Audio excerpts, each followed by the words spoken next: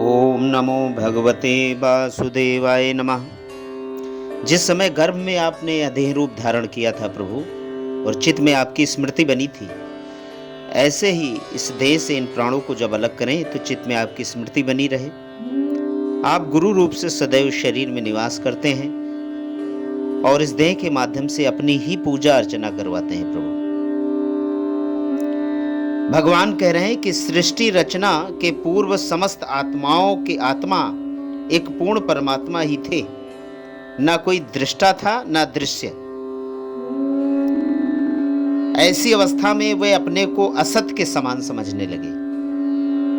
वस्तुतः वे असत नहीं थे, क्योंकि उनकी शक्तियां ही सोई हुई थीं, उनका लोप नहीं हुआ था।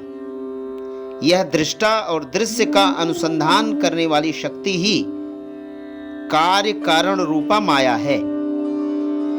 श्रीमद् भागवत में श्री सुखदेव जी महाराज राजा परीक्षित से कह रहे हैं, मैत्रेय संवाद चल रहा है, उसमें वो कह रहे हैं कि सावाये तस्य संदृष्टुः शक्तिः सदसदात्मिकः माया नाम महाभाग येदम निर्ममे विभु। कह रहे इस भाव रूपा वर्चनीय माया के द्वारा ही भगवान ने इस विश्व का निर्माण किया। अब प्रश्न है कि इस विश्व में स्त्री पुरुष दोनों रहते हैं, तो जब भगवान ने माया से इस विश्व की रचना की तो ये विश्व पूरा स्त्रीलिंग हुआ, प्रकृति से बना, प्रकृति स्त्री है। इसलिए वेद और वेदांग का पूर्ण रहस्य समझने वाले संतों ने बड़े सरल भाषा में यह कहा है। कबीरदास जी महाराज तो बिल्कुल पढ़े लिखे नहीं थे। मसी कागद छुयो नहीं, कलम गही नहीं हाथ। कभी उन्होंने कागज और कलम को हाथ नहीं लगाया, लेकिन उनकी आत्मा में वेद था, वो वेद गर्भ थे। तो कह रहे हैं कि दुल्हन गावहु मंगल चार, मोरे घर आए राजा राम भरतार। अर्थात कबीर जी अपने को स्वयं को स्त्री समझ रहे हैं, और जो पुरुष है वो केवल नारायण है। भरतार पति, पति वही है जो रक्षक हो, जो रक्षा करता है वही पति है। तो इस संसार का जो रक्षक है वो केवल परमपिता परमात्मा श्री हरि और नारायण है। ये समस्त संसार स्त्रीलिंग के अंतर्गत आता है, माया के अंतर्गत आता है। तो आजकल एक गीत बड़ा ही पॉपुलर हो रहा है, लोग बड़े धूम से गाते हैं, मस्ती में झूमते हैं।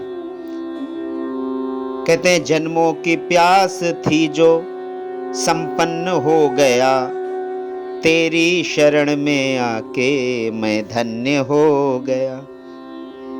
यानी गीत की भी मर्यादा का ध्यान नहीं करते लोग, तुक बनाने के चक्कर में। जन्मों की प्यास, प्यास स्त्रीवाचक है। तो पुरुष गा रहा है तो अपने में मिलाने के लिए उसे पुरुष बना दी।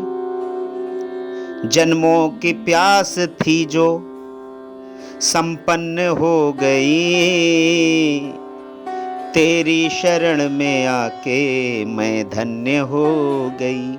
गीत ऐसे होना चाहिए। श्री नानक देव जी ने कहा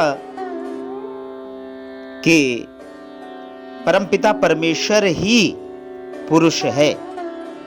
एक ओंकार कर्ता पुरुष, निर्भय निर्वैर आकाल मूरत अंजनी सुसैभम गुरु प्रसादी।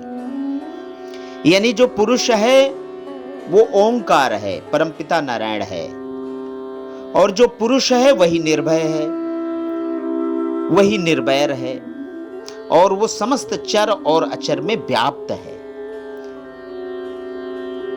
तो हम पुरुष कहां से हुए? अरे हम स्त्री। भगवान ही पुरुष है, बाकी सब माया के विलास हैं। तो अनेकों ऐसे लोग हैं जो गीतों के तुक बनाने के चक्कर में अर्थ को अनर्थ रूप में गाते हैं और बड़े बड़े मंचों से गाते हैं। तो कम से कम हमें वैदिक आर्य मार्ग का उल्लंघन न करके इन मर्यादाओं का भी ध्यान रखना चाहिए।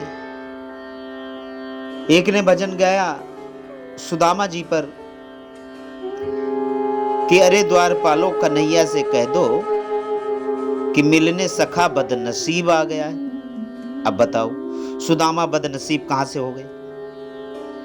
जिनका स्मरण स्वयं पद्मनाभ श्रीहरि करते हो, जो भगवान की आत्मा स्वरूप हो, जो भगवान के हृदय में बसता हो, वो बदनसीब होगा। अरे वो बदनसीब नहीं, वो गरीब भी नहीं, वो अकिंचन थे। भगवान कह रहे हैं मैं स्वयं अकिंचन हूं और अपने अकिंचन भक्तों से ही प्रेम करता हूं। सुदामा विरक्त इंद्रिय अर्थेषु, जो अपने इंद्रियों से विरक्त थे। ये गरीबी, अमीरी, खुशनसीबी, बदनसीबी, ये लौकिक बातें हैं। पारलौकिक में ये बातें नहीं होती। ये थुथली भक्ति है, ये अज्ञानता सूचक है, अविद्या है। तो जिसका सखा भगवान हो वो बदनसीब कैसे हो सकता है? श्री राधे।